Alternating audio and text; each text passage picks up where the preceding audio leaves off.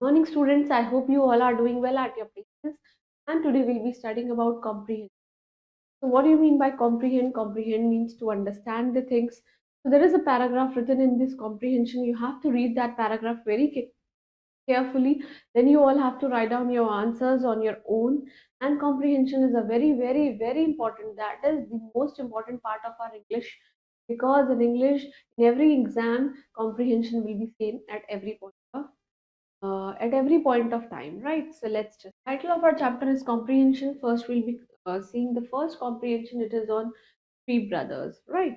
So once upon a time, जहाँ पे three brothers थे, they used to live all alone in a far away land. दूर से रहा करते थे, and उनका names जो थे, first is strong arm, first का नाम strong arm, then the second is wise head, and the last one is good heart, right? Strong arm है वो सारा टाइम बहुत ही ज्यादा खुशी से रन करने में, जंपिंग करने में, throwing the spears and swimming in the river, सारी फिजिकल एक्टिविटीज करने में बिताया करता था। whereas वाइज हेड बहुत ही ज्यादा हैप्पी था बिकॉज वो अपना सारा टाइम स्पेंड करता था रीडिंग, राइटिंग, लर्निंग और making the things with his hands, अपने हाथ से बनाया करता था। Good heart, he was the happiest of all. This is superlative degree of right. And he spend all his time अपने ब्रदर्स की हेल्प किया करता था और उनके लिए खाना बनाया। तो but as they grew older, जैसे जैसे वो बड़े हो गए, the three brothers they began to wonder कि whether they are really completely happy, क्या वो लोग बहुत ज्यादा खुश है। तो the one day the queen of the god spirit he decided to teach them something, कि मैं इनको कुछ सिखाती हूँ। So she change herself into a little girl and sat on the top branch of a silk cotton tree पे वो बैठ गई अपना रूप को चेंज करके, and no one could climb over there, right, calling help help help, कि मुझको हेल्प करो। Now good heart was always ready to help every one in trouble. जो भी प्रॉब्लम में होता था, गुड हार्ट वाला जो थर्ड ब्रदर था, he always willing to help. He looked up and saw that there was a little girl, एक छोटी सी लड़की है, but how could he get her down, कि उसको नीचे कैसे लेकर आया। I he didn't new.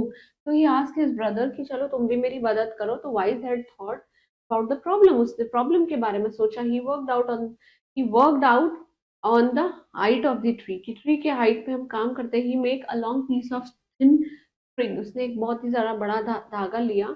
Just tied the stone one end, एक एंड पे क्या लगा दिया, stone. Then he told the strong arm कि तुम ऊपर चढ़ो और हाईएस्ट ब्रांच के पास पहुंच जाओ, और जब वहां पहुंच जाओ, when the stone fell to the ground again, the string was right over the branch, और ब्रांच के ऊपर आ जाएगी। और देन वाइज हेड जो है एक लॉन्ग थिक रोप को स्ट्रिंग पे लगा देगा और उस लड़की को नीचे रोप की मदद से, rope to went over the branch के ऊपर जाएगी, और फिर वाइस हेड जो है he could climb this rope by himself, और वो स्ट्रॉन्ग आर्म उसको जो है हेल्प करेगा, और स्ट्रॉन्ग आर्म ऊपर क्लाइम करके उस लिटिल गर्ल को नीचे ले आएगा। Now the three brothers all felt wonderfully happy because they had saved the little girl. So they laughed and danced and sang. उन्होंने मदद करी उसकी, and just at the moment the little girl, she became queen of spirits. Then once again, that is, he said, now you have learned that being only strong, only wise, and only happy, only good, it is not the best thing. The best thing is to be strong and of course wise and good, right? And these three brothers, they lived their life very happily, doing the things together and joining the goodness, एक साथ काम करते थे अच्छाइयों में, with wisdom and strength, and their name just mixed up and they become known by everyone. सब लोग उनको बुलाते थे wise arm, good heart, that is good head and strong heart. And on behalf of this, you have to complete these exercises on your own. Second passage is on the old woman, right? एक women के बारे में बात कर रहे हैं, इसलिए man है, दैट इज सिंगुलर है। तो an old woman, she lived in Uttarkashi at the foot hill of Himalayas में रहती थी। She had a very big farm, उसका बहुत बड़ा फार्म था। So needed many maid servants, उसको चाहिए थे काम करने के लिए, right? So there has been lot of work, बहुत सारा काम हुआ करता था फार्म में, इसलिए जो मेड सर्वेंट्स हैं, they were made to rise from the dawn, सुबह से ही काम करते थे। Old woman had no alarm clocks, so she had a cock, के पास एक कॉक थी, who crowed at the crack and to dawn, मतलब वो क्या करती थी, उसको उनको सुबह उठा दिया करती थी। No sooner did the old she just hear the cock की crow, then she woke up her servants, और अपने सर्वेंट्स को उठा दिया करती थी। कभी कभी कितने बजे, 4 बजे, and they this went on day by day, चलता रहा। और सर्वेंट्स जो थे वो बहुत ही ज्यादा लेजी थे, और वो रिसेंटेड, रिसेंटेड मीन्स गुस्सा आता था उन्हें, द फैक्ट कि उनकी डेली स्लीप जो है वो डिस्टर्ब हो जाती है। After a long discussion of the problem, वो लोग एक सॉल्यूशन पे आए कि कॉक ये है हमारी प्रॉब्लम की जड़, राइट। सो दे डिसाइडेड कि हम इसको मार देंगे। They felt that cock was eliminated, the old lady would, अगर कॉक को ही हटा देंगे तो ओल्ड लेडी क्या हो जाएगी, सोती रह जाएगी और वो आराम से सोएगी और हमें भी डिस्टर्ब नहीं, right? Then accordingly one day, the very one night, this old जो woman है, she was fast asleep, वो जल्दी सो गई, right? तो उन्होंने कॉक को पकड़ा, उस मुर्गी को पकड़ा और उसको मार दिया। And the next day there jubilation knew no bounds for without the cock to wake up her the old lady, मतलब उनको कोई अंदाजा नहीं था उस लेडी को कि उनकी कॉक जा चुकी। she was just sleeping till after break and did her maid servants, और उसके maid servants भी बहुत देर तक सोते रहे। Now realizing that something was missing, the old woman she just went in search of the cock, कि cock कहाँ है, but she was not able to find the cock were in the farm, and she was totally heartbroken. Why? Because of the loss of that cock, right? However, undeterred, next morning she resumed the task, वापस the task start किया of awakening her maid servants को उठा दिया, but initially she woke up at the reasonable hour of the force of habit, मतलब वो कभी कभी क्या होया करती थी, कभी जल्दी उठ जाया करती थी, कभी देर में।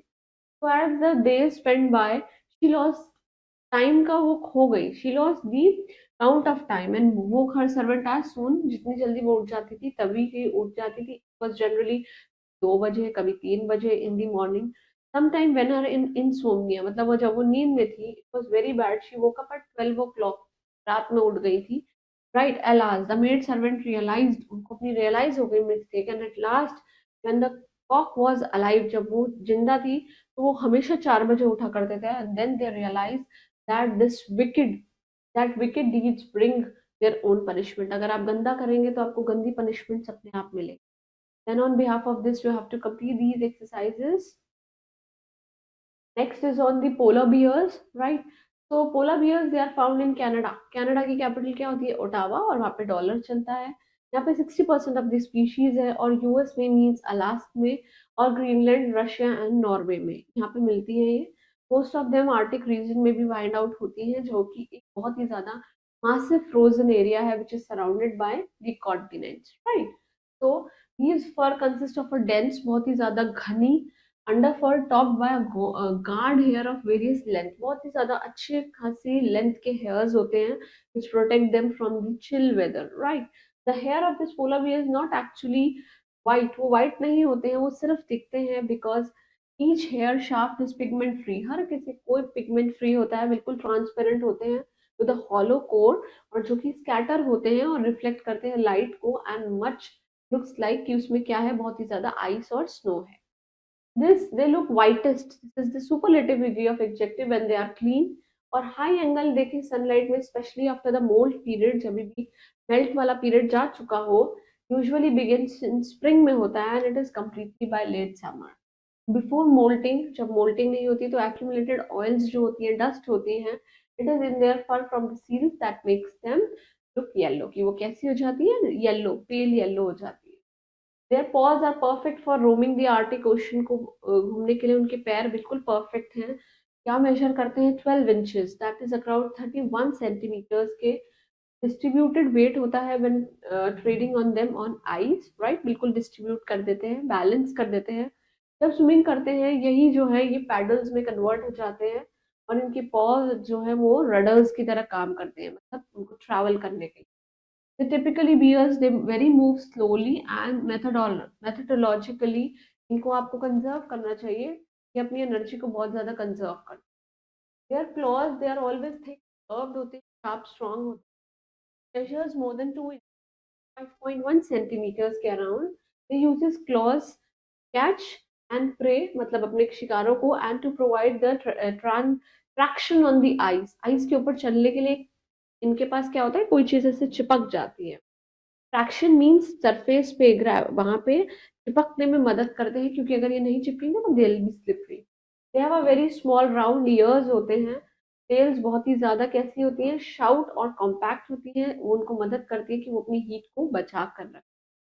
पोलर बियर्स प्राइमरी पे जो इनका जो शिकार होता है वो रिंग्ड सील होती है, is an animal and they feed on vegetarian geese, birds, eggs, occasionally कभी कभी इनको भी खा लेती हैं, on the marine Arctic mammals पे, including the bowhead whale, remains, walrus and narwhal. All these are the marine species जिनको ये खा.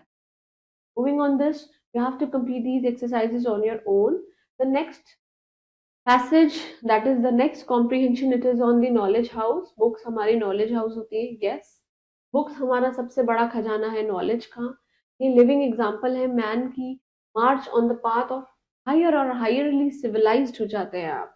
The great men who died long ago, बहुत पुराने समय में जो लोग बड़े बड़े लोग जो मर चुके हैं, उन्होंने अपनी लाइफ सारी किताबों में बिताई है. We feel that their personality और एग्जिस्टेंस, जब हम उनकी किताबें पढ़ते हैं, वी फील कि वो चीजें को क्या कर रहे हैं, कंजर्व कर रहे हैं. Books not only provides us civilisation but also उसको रियासत को आगे लेके जाती है. सारी की सारी generations, all coming generations, yet the light of knowledge from the books, जो कि हमारे पूर्वजों से लिखी होती है, they try to improve that, they try to improve upon that knowledge. उस नॉलेज को हम इम्प्रूव करते हैं.